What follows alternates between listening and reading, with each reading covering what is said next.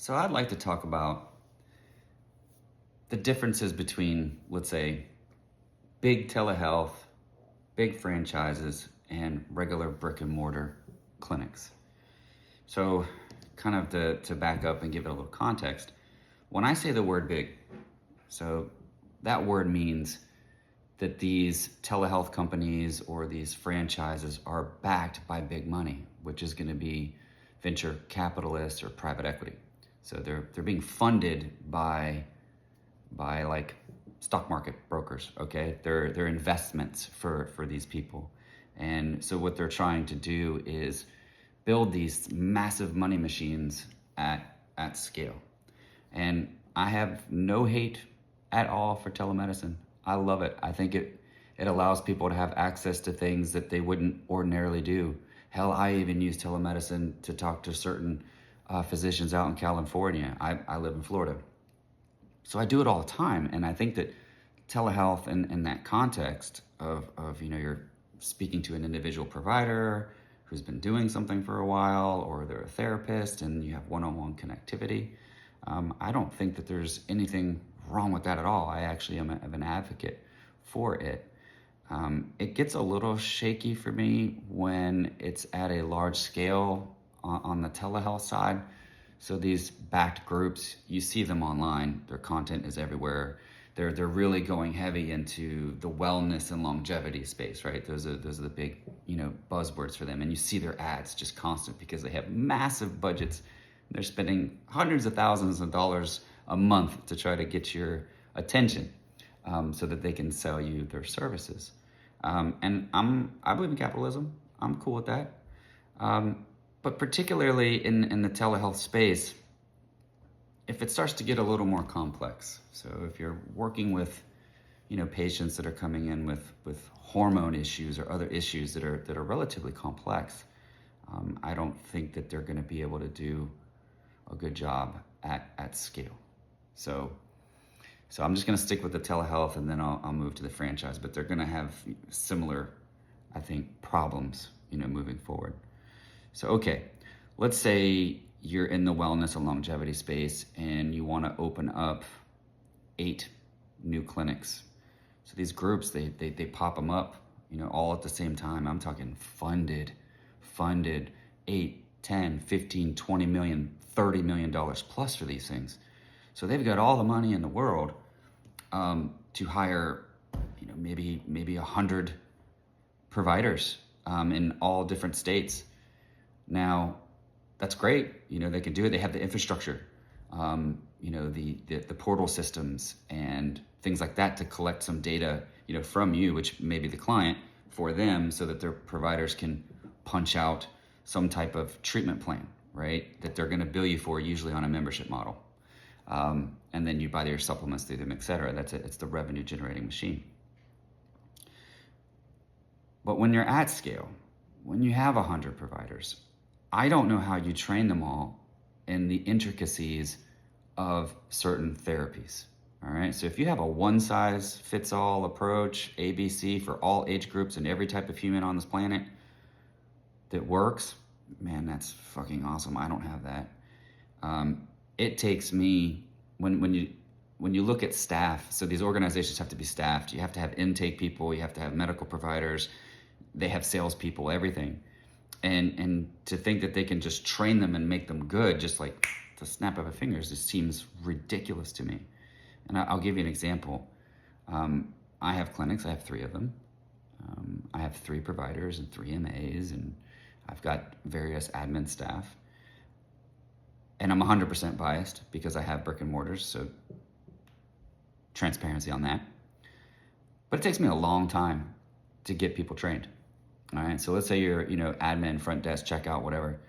It's going to take you 3 to 6 months minimum to learn our language, because we speak a different language. When we're talking functional medicine and hormones, we're using words and therapies and labs that just nobody's ever heard of, even if you've been in the medical space before. You've just never heard it. So we have to train people on all of those words, plus our systems, our processes. And it takes a while for, that to happen. And then medical assistants, you're looking at a 6 to 9 month kind of training time to get good, where I would be comfortable with them seeing my clients alone, individually with no backup. And then for my medical providers, it takes them 1.5 to 2 years for me to feel comfortable with them representing me and going out there and treating patients and clients effectively.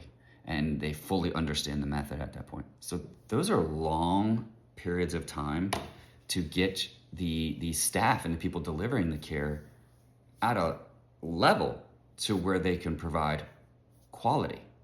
All right? They're able to give you the value and the results that you're looking for. So I don't know how they do it. If they're doing it, man, please message me and tell me how to do it better, because that's kind of the length of time that it takes to actually get a staff and a provider up to the level at which it needs to be to take care of these people.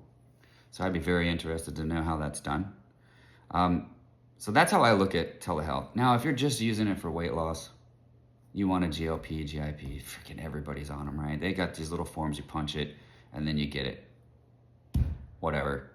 I still think that's dangerous. That's where all the side effects are coming from. That's where all the problems are coming from.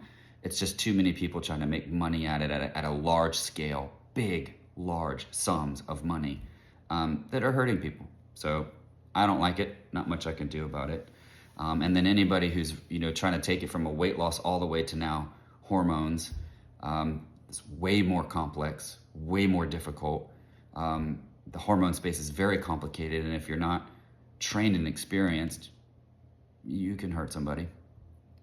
So that's my thoughts on what I would consider big telehealth in the wellness and longevity space, okay? So beware. And then now tackling the franchise space. So once again, I'll give a little context. So once again, these big franchises and things like that, when they're popping 10, 15, 8, whatever, multiple locations all at once, all over the country. If they're kind of just staying in the wellness biohacking space where they're just leveraging technology and doesn't really require a medical degree to do it, I think it's safe. I think it's cool. There's a lot of interesting technology out there that people can leverage for help. And I think there's no issue with that. There's minimally training required. I mean, you just go there, they run you through the different devices, and you're good to go. It's the franchises that are trying to take that model, but somehow fold in, the medical component as well. So where you need clinicians, where you need somebody with a degree and a prescriptive rights, or a degree to run a particular therapy.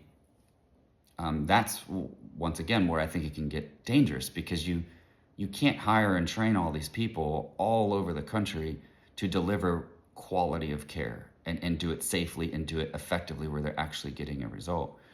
So as long as these franchises don't really get into the complex IV therapies, like these IV bars that you see literally everywhere, not a big deal. They have to do it so cheaply to make a buck. They're barely putting any nutrients in these bags, right? So they're barely doing anything. It's just really expensive Gatorade at that point. That's why they call it nutritional IVs. There's just so little in it. It's good for hydration and good for maybe some hangovers, but that's it. They're not really going to manipulate cellular function whatsoever. But if they try to bring in IV therapy, all right, this is much higher doses, much higher concentrations, using various things that could potentially harm somebody, that's where I think it goes sideways for them. And they probably shouldn't do that, because you need to be trained, you need to know what you're doing in order to do that. Also, if they're trying to bring in hormones, once again, you got to be trained, you got to know what you're doing. And it just anything in that medical realm, I see some people trying to do plasma apheresis at scale.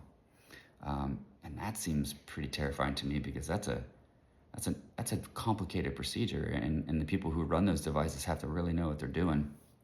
And so does the medical providers. You have to be prepared for some of these people to maybe not have a good experience and crash. And you got to know what you're doing. So I'm obviously an advocate for brick and mortar, with clinicians who've been in the game for a while. I think I've said this across multiple videos at this point. And if you can find them in your local territories, that's probably your best option, especially if they have good reviews and you can see and there's social proof that they're changing people's lives. But if not, maybe you want to think twice about the whole cheap and easy route when it comes to your wellness and your hormones and kind of what you're putting in your body and who's managing it. I know in my clinic, we get a lot of those kinds of people who have done that route and it's just gone completely sideways. And their complaints are mostly, it's not custom, it's expensive. Every time they call, nobody knows what the fuck they're talking about. You can't get an educated human on the phone to walk you through it if you're having a complication. And I know for us, we have a fairly large practice, and we get calls and texts and stuff like that just all the time. And my staff is 100% educated, and it's complicated for us to navigate through all of it in a day. Now you multiply that times 10x. Oh my God, you have to have one incredible army of staff and providers that are thoroughly trained. So how you do that, whether you're a big telehealth or you're a big franchise, please let me know how you do it if you're doing it right. My assumption is that you are not. And that's going to be your biggest pain point and the reason for the failure. Yeah, that's all I got on that subject. Thanks for listening.